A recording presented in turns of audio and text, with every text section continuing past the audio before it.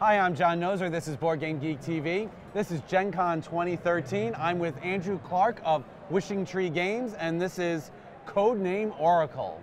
Tell us about the game. Codename Oracle is a game of memory and deduction for 2 players. It is set in a world of psychic espionage during the Cold War.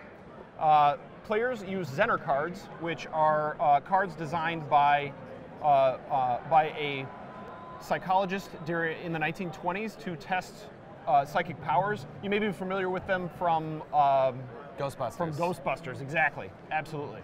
I know what you're talking about. I know.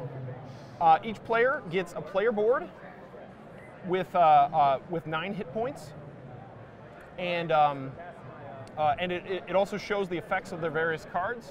Okay. You will deal out cards into a tableau called the Mind Field. That's Mind Field. Emphasis on the D. Emphasis on the D. There correct. we go. And the object of the game is to create matches of cards,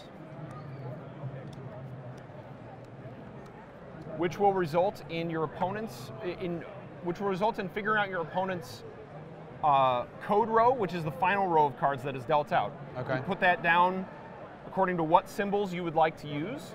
Okay. So you're choosing the final row. Choosing the final row of cards. But the rest are going to be random. The rest are going to be dealt randomly. Okay.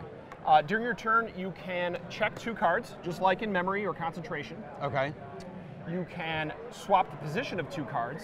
Okay. Say you knew what those were. You can also take a card from a hand of 5 cards that you'll be dealt at the beginning of the game. Okay. And replace a card from the field, dealing it face down, into the field. So the object of, or the point of this being that you can form matches. So for instance, that's not a match, but if both of these were, or if all 3 of these were squares, okay, that would be a strike. A strike allows you to look at your opponent's, the corresponding card from your opponent's row. okay. In that way, it has a deduction element because you can eliminate not only the cards that you see, but also the cards that you guess later on. Once during your turn, you may also guess your opponent's code row in order. Okay. If you guess any of them wrong, you're dealt 2 damage. Okay. And so there are 3 shapes that you can form during the game, and that is a strike, as I've shown, a focus, which is 4 cards in a group, and those have particular effects here. I'm assuming that this would still have to be... They would have to be matching. All, okay. Yep.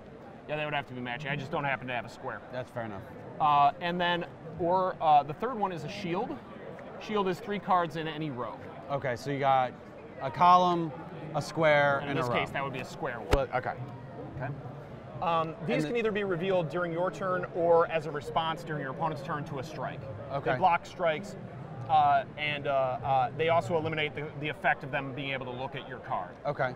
Each effect, or each strike deals 1 damage, so you can win by either sapping your opponent's mind power or by ripping the nuclear launch codes out of their mind. Okay, so now there's a second deck, so each person's going to have their own tableau, or how does that... That's correct. Each person's going to have their own tableau of cards. It's a KGB agent versus a CIA agent, and you can see the art here.